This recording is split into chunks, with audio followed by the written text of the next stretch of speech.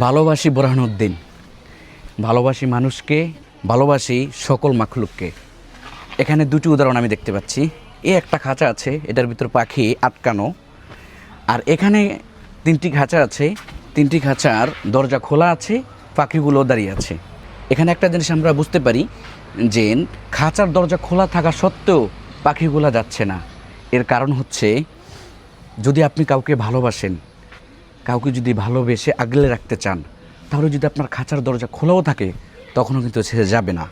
আবার যদি কাউকে আপনি এভাবে বন্দি করে রাখেন কিন্তু তার প্রতি ভালোবাসা নেই, তাকে ভালোবাসা দিয়ে আগলে রাখতে জানেন না, তখন আপনি তাকে যতভাবেই বন্দি করে রাখেন সে কিন্তু এভাবে উড়ে যাবে।